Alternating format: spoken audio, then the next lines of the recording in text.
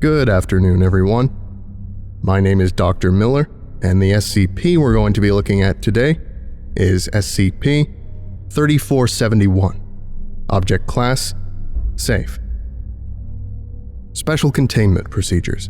Due to its close proximity to civilian populations, a covert perimeter around SCP-3471 is to be upheld at all times by a minimum of 3 security personnel under the guise of historical landmark restoration efforts.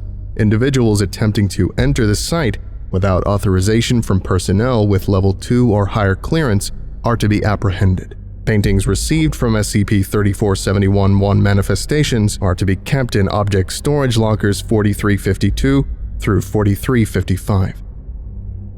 Description: SCP-3471 is a cast iron tramway bridge across the River Cynon between Traycynon and Robertstown, Wales. The bridge, constructed in 1811, supports an 11.2-meter-long deck composed of several iron plates, each measuring approximately 3 meters wide.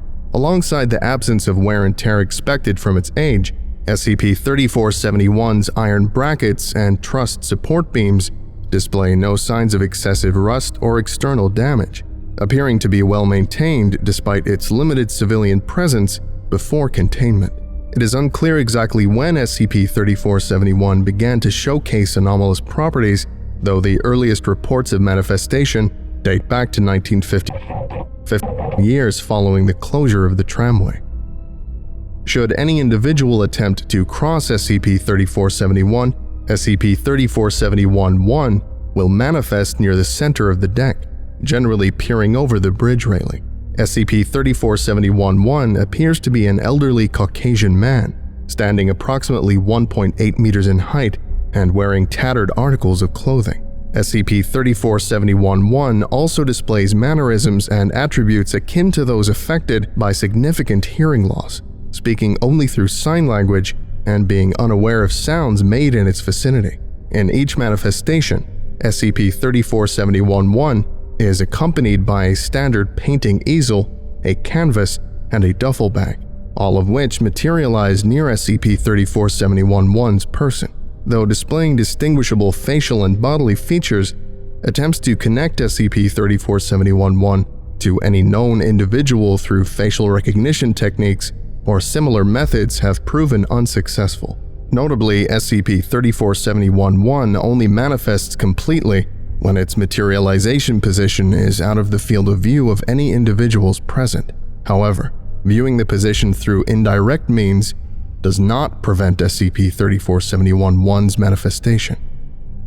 Due to SCP-3471-1's apparent hearing loss, subjects crossing SCP-3471 are capable of passing SCP-3471-1 without incident, leading to SCP-3471-1's dematerialization once the individual reaches the end of the deck. Should the crossing individual attempt interaction, SCP-3471-1 initially responds variably, most commonly acknowledging the subject's presence with a greeting and/or handshake.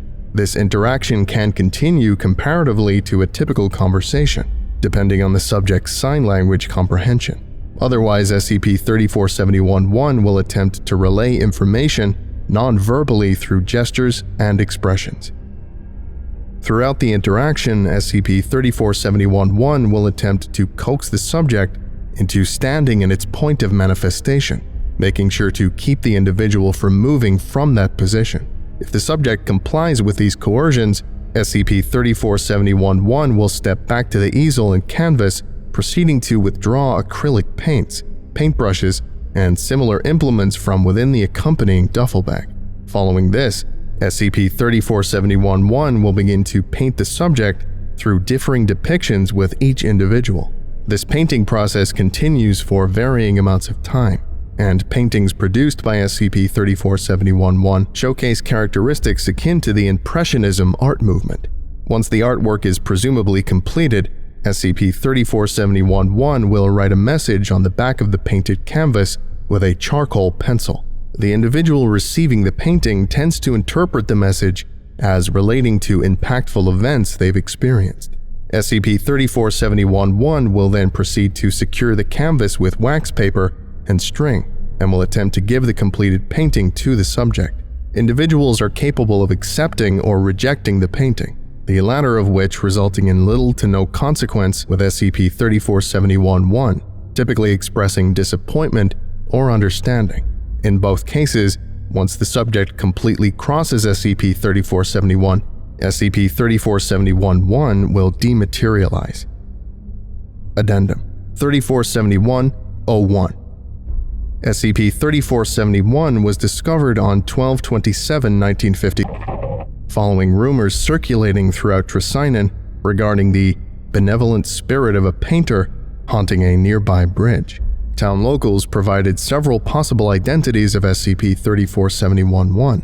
Examples of such include the Impressionist painter Piero, the deceased town local Dewey, and a Celtic water spirit. These possible identities are still under investigation. Upon further questioning, town locals referred to a High Wolf who presumably had interacted with SCP-3471-1 the most frequently compared to other residents. Prior to SCP-3471's discovery, High Wolf had succumbed to congestive heart failure, dying in his home on 11/09/1950. Testing Log 3471-231. Test 3471-231-01. Date. Subject D5681. Brief background: shot in the lower abdomen during arrest. Results: D5681 was able to effectively converse with SCP-3471-1, leading to minimal interaction. The painting received depicts D5681 on SCP-3471, leaning on the railing with his left hand pressed on his abdomen. The message reads, "The world has a funny way of putting things into balance through unpredictable means. Just remember that every action will bring forth a formidable reaction, no matter how small or significant that action may be." Test 3471-231-02. Date. Subject D4903. Brief background: escaped from a sinking cruise ship, equipped with a pen and notepad. Results: D4903 was able to more effectively communicate with SCP-3471-1. Despite this, SCP-3471-1 seemingly limited interaction, quickly gesturing D4903 towards its manifestation position. Notably, SCP-3471-1 appeared tense, displaying nervous mannerisms. The painting received depicts D4903 on the riverbank with her feet submerged, and SCP-3471 displayed in the background. The message reads, "Upon the water's edge is a fine place to teeter, for even though you are safely planted with your hands in the dirt, you are ever reminded how easy it is to fall in. Simply remember to stand back when the water rises." Test 3471-231-03. Date. Subject D5172.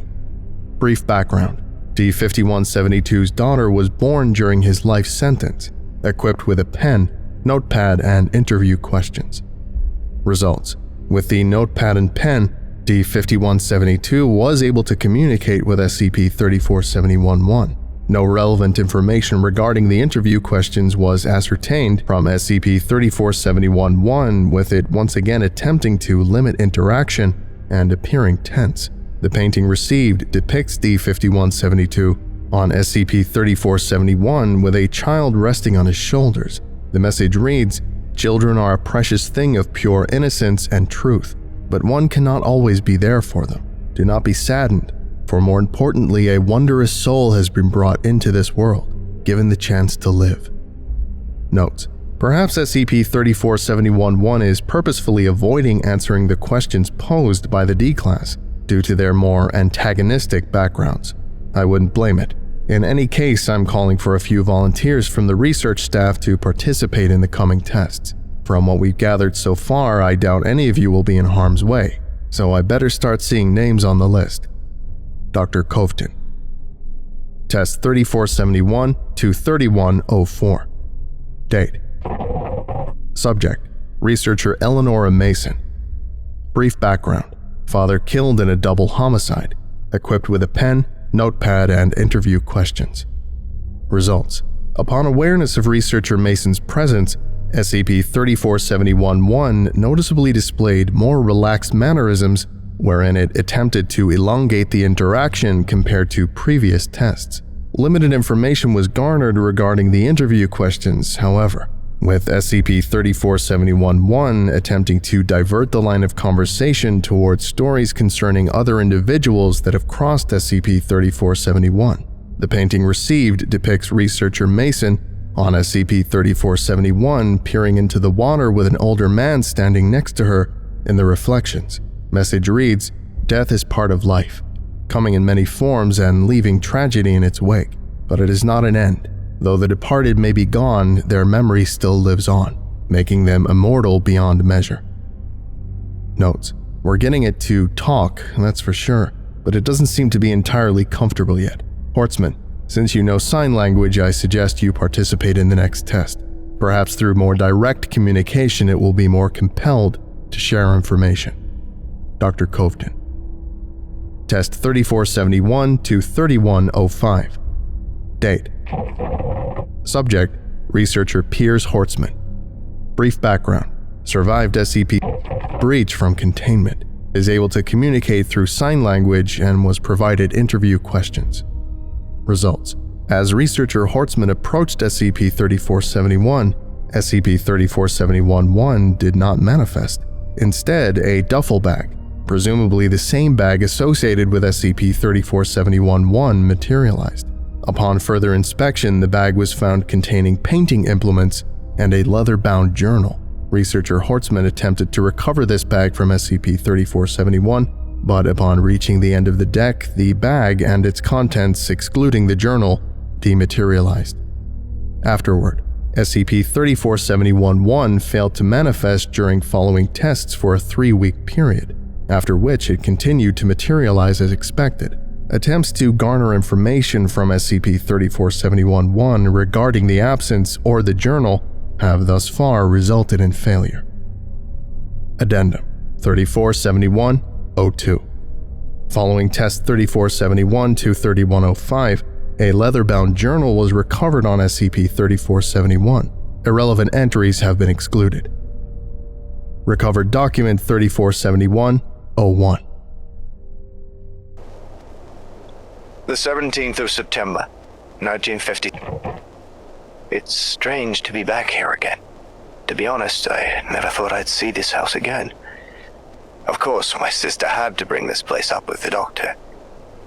Quiet and peaceful, and full of memories I wanted to hear. She is right, though, whether I agree with her or not. She's supposed to be coming here later in the week, to keep an eye on me and make sure I don't die in the middle of the night. The things a heart problem will bring upon you. Still, I have a few days before she gets her motherly hands all over me. She's always been that kind of person, for better or worse. But enough from the future. Something unexpected did happen today. Otherwise, this entry would be rather pointless. I decided to take a walk, breathing in the air and getting all the memories to flow in now instead of later. On this walk, I came to that old bridge where the trams used to run, and this place had some impact on the rest of the world. There was this old man out on the bridge looking over the railings. He seemed like one of the wistful types, taking in nature and being at peace with the world and all that.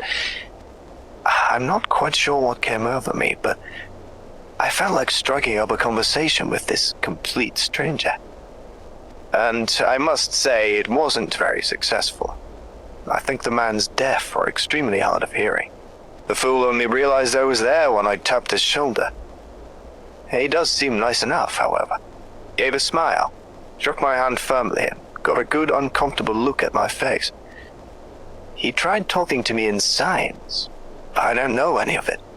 I'm sure he realized that rather quickly. Still, though it wasn't much of a conversation, it was interesting. Next time I take a walk, I should probably bring a notepad and a pen, just in case. 18th of September, 1950. It hasn't even been an entire day, and I'm already having nightmares. I knew eventually they would start, but I did not expect them to occur the night of my arrival. They were quite terrible as well. Visceral, even. Waking up, I could hardly breathe. If they persist, Marie won't ever take her eyes off me, and this place will truly become a living hell. If only none of it ever happened. Perhaps then I'd be able to bear myself. I did do more than wallow in self-pity, however. Surprisingly, most of the food left in the pantry is still decent, if not partly stale. I was able to make myself some breakfast that was fine enough to eat. I'm sure my sister will bring some groceries when she arrives. Hand-picked commodities that won't have me gripping at my chest the moment I swallow.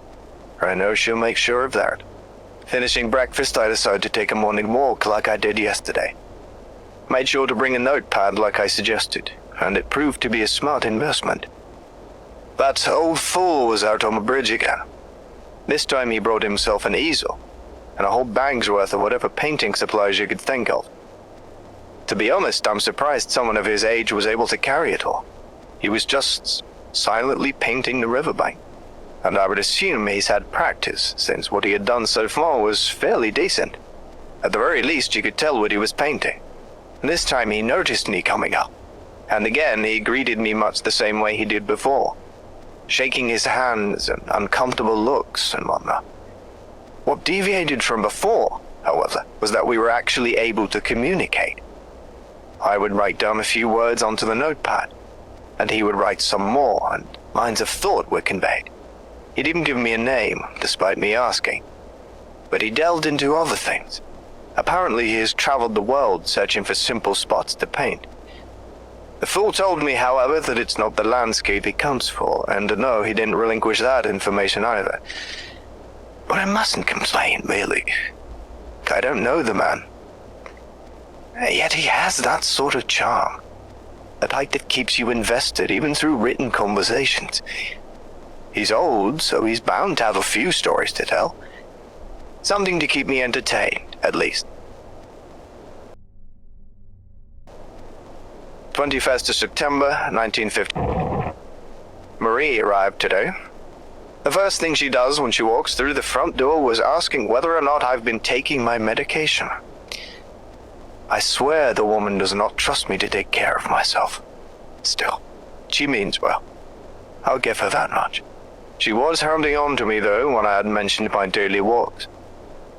Apparently walking, or any continuous physical activity whatsoever, is not exactly the best thing for me, especially if I'm doing it alone. She went on about how my heart won't be able to pump enough blood to keep me standing, or how my legs would start to swell, binding me to a wheelchair. That is also something she brought, by the way. Plan for the future as much as you want, but it doesn't make me feel any better that you're expecting me to need a wheelchair. Might as well have smashed my dignity with a hammer, and have thrown the pieces out the window to be pecked at by the birds. In other news, I also saw that old fool out on the bridge. Actually, I don't think I've written down anything he's told me so far. I've had him convey a few stories of his globe-trotting adventures through the notepad. I won't write them all here in this entry, but I might as well transcribe at least one. Actually, I'll just attach a page he wrote it all on. Here it is. I remember a few years back when I was in Moscow. There was this point where the pavement bridged over a lower road, and you could barely see St. Basil's over the rooftops. In the evenings, the sun would just peer over the Orthodox spires, letting down slivers of light through the clouds that would dance with the snow as it fell. A perfect place to paint, and I met a lot of people too, all of them with their stories to tell. There was this older woman, dressed up in furs that had left a former lover when she was younger, and she regretted it every day since. You see, in a strange way that she herself did not fully understand, she truly loved the man. A sorrow plagued her eyes, dimming it so easily away. She had stopped to look at myself painting the rooftops, and as she did, the man she left walked on the road underneath. To her dismay, however, his arms were wrapped around another. He had moved on, while she had not. I gave up on the rooftops and started painting her then. and I feel, in some sense, that seeing that man again gave her the chance to put the regret behind her. It was a wondrous spot indeed, and I'll never forget it. Honestly, I don't believe all of it. How the hell would the fool have known what any of the people he met were on about if he couldn't hear a thing they said? But perhaps he wasn't deaf then. I don't know. Still, it's a nice anecdote. All more of a reminiscence, I suppose, even if it isn't all true. 31st of September, 1950. The nightmares are still running rampant. You have to wonder why your brain will make you face terrible situations during a time when you're supposed to be resting and tranquil. It only seems counterproductive, or maybe the mind is just too good at making things up. And no, I'm not going to write out all the regret that's burning within me for what happened here. It won't do anything anyway, so no point in trying. Also, probably a more pressing matter. My legs have started to swell. Marie had a talk with the doctor before she came here and said the swelling was expected. Apparently that's why she brought the wheelchair. It could get worse before it gets better. I don't need it yet. And that's not the pride talking. Though I must admit getting up is steadily becoming more difficult. Either way, I was able to slip out. My sister went into town to get a few things, giving me ample time to have a walk. Of course, I went out to the bridge and, once again, the old fool was there painting his heart out. He wanted to paint me, though. Out of all things. I declined, of course, but I must admit that the gesture was flattering, to say the least. I was able to get another story out of him, but not much else. I suppose he's just very private on certain matters, and it's not my place to pry. I've been to France before, but it was a long time ago. In fact, I used to have a residence in Paris, and it was more of a summer home on the outskirts of the city. In any case, I remember I once went to Normandy. In particular, I was in Bayeux. There was this spot in its medieval center on the corner of an intersection, where half-timbered houses funneled down towards a cobblestone plaza. It was positioned just perfectly to where, on certain nights, the moon would rise aligned with the plaza. There was this younger man with curling brown hair and a longer face. He would ride past me every morning and every evening on his bicycle, except on Sundays. You see, he had a passion, or something of that sort. He would go to the cathedral cemetery and etch tombstones and plaques onto paper, looking for the more offset graves that stood alone when he could. Then, with the etchings in tow, he would go to the town hall or library and search for records of the person whose tombstone he copied. He'd find out who they were, what they did, what they were like, what they accomplished, and what they left behind. I wouldn't say he had a reason for participating in this hobby of his, nor would I say he needed one. He was dedicated, and through it he found fulfillment, so it wasn't necessarily a pointless task. That, I found, made his actions that much more enthralling. 6th of October, 1950. I'll admit, it's getting much harder to walk now. It's not just the swollen legs, though they play a great part in it. I'm becoming short of breath, and I can feel my heart racing as I move about. It's just becoming far too tiring. And as much as I don't care to say it, the wheelchair is slowly becoming a more appealing option. Still, I don't think I'm there quite yet. But anything can happen, I suppose. My sister, on the other hand, has not been able to take her eyes off me lately. It's not that I don't appreciate what she's doing, but I think she's starting to take it a little too far. She's controlling my diet to a T, making sure not a single speck of salt happens to find its way sprinkled onto my soup. In fact, it's only soup she's been forcing me to eat, along with a few sandwiches here and there. If she weren't my sister, I'd tell her to bugger off, but I can't, obviously. I was able to sneak out again, however, to participate in walks that I, for some reason, desperately crave. To be honest, I simply find it a soothing activity. In nature, I find it easier to lose myself in thought, and lost in thought is a very pleasant state of being. Besides, I've got to enjoy my legs while I still can. And yes, I did happen to find my way back to that tramway bridge. It's not that I intend to go there every time I take a stroll, but it's just become a part of the route, I suppose. Anyway, the old man was painting there again. I'm not sure whether he's been painting the same thing and simply has started over, who knows how many times, or if he's a perfectionist. He wanted to paint me again, like last time. I declined, though I felt bad about it. He seems rather sincere if I'm reading his expressions correctly, but he's far too polite to state that fact. Either way, we still conversed. Or really, I vented and he listened. But I could tell he was taking it in. Really listening, or reading in this case. He's the type who cares no matter who you are. At least, that's what I'm taking from him. Actually, I find it rather ironic. He's one of the few people who truly listen. Being there as that person you can simply talk to, but the fool can't hear a thing. The 17th of October, 1950. It's official. I can no longer walk. When I was younger, I dreaded old age, especially when we'd visit my great-grandfather out near Monmouth. He couldn't walk 2 steps unless he was gripping onto this crooked cane of his. When he was tired of walking, he would have my great-grandmother push him around on his wheelchair. I can still hear the wheels squeaking over the floorboards. He wasn't a bad man, my grandfather, but I had no intention of reaching the age when walking became a chore more than anything. I'll admit I wasn't expecting that age to be 34. Charming, isn't it? At any rate, I think I'm finally confined to this prison of mine. Unless my sister has the desire to push me around the garden every day, I think I'll have to make do with the porch. You know, now that I'm stuck, my thoughts have been racing. Everything that I could ever think of has just been popping into my mind and leaving just as quickly, as if it's the roundabout round the Arc de Triomphe. I swear I've solved more world problems in my mind in a single day compared to centuries humanity has had to do that for itself. However, it's the strangest thing.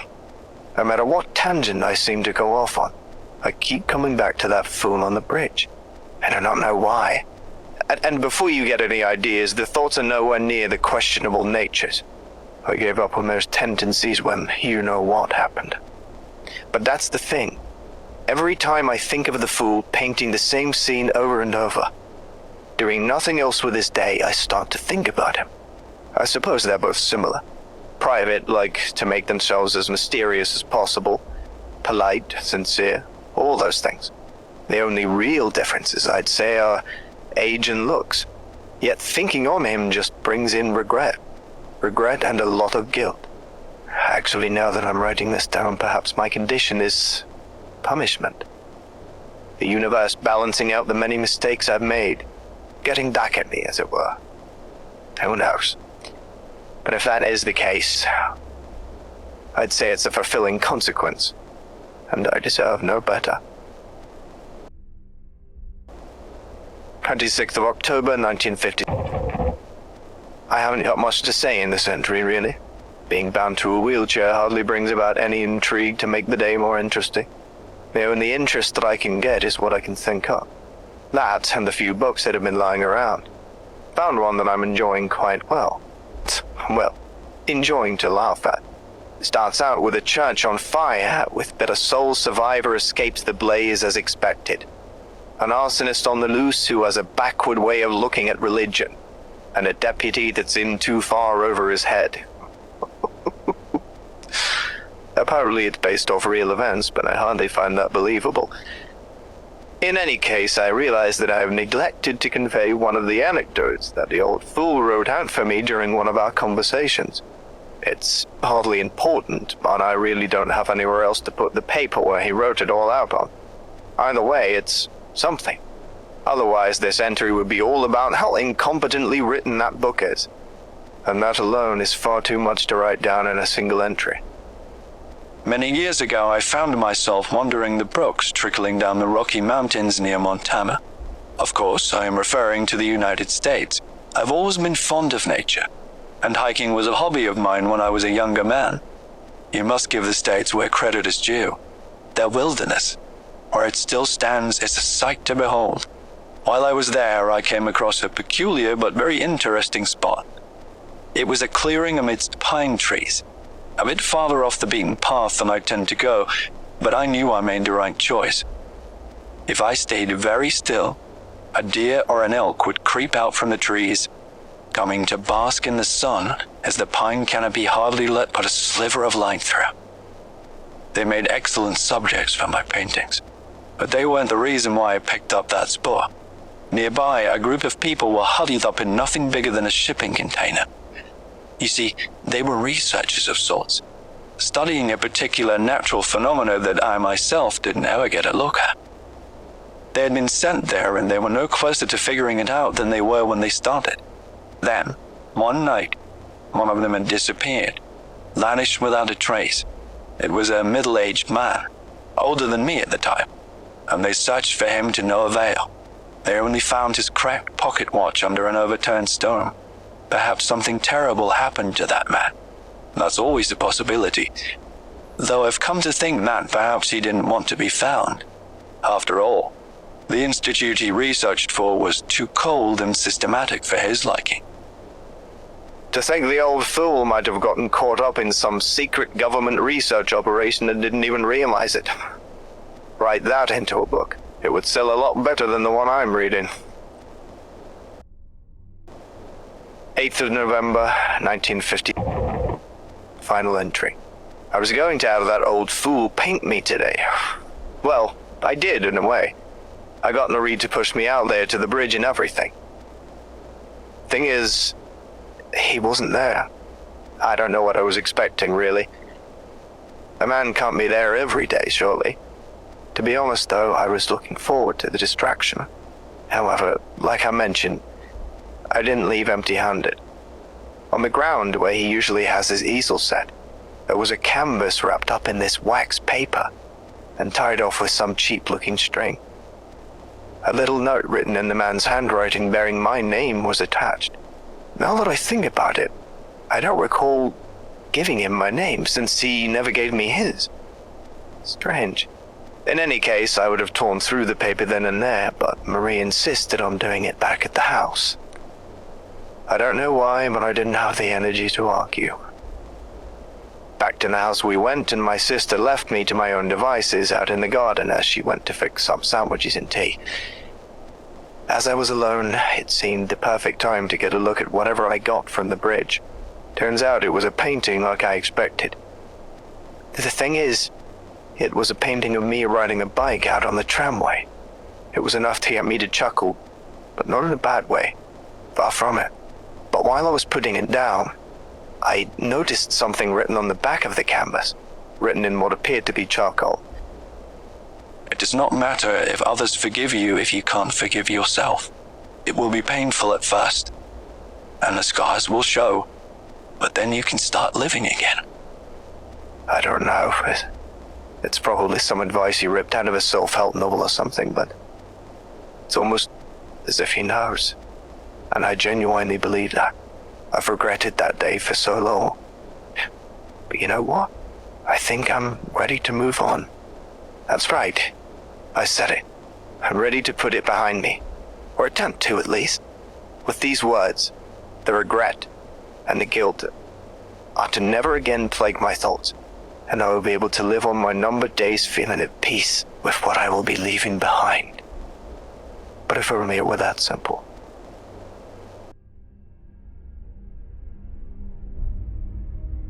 Okay, I think that about does it for today.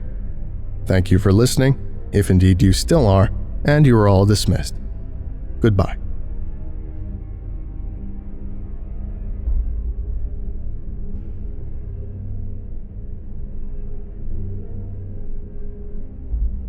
I would like to give a special thank you to Big Sip, Tomothy, Zargaran, The Morrigan, James Saba, Oh Crap Guy, Heroin Sick, Cassie 11, Fire of Prime, Indy vs. the World, Spencer Arduin, Rubbish Bin 69, Dr. Wolf 13, Cupster, Worthy Fire, Zazapan, Lemke, Signar, Alatreon, Your Local Foundation Agent, Derivative, Lost Boy, and Lyndon B. Johnson.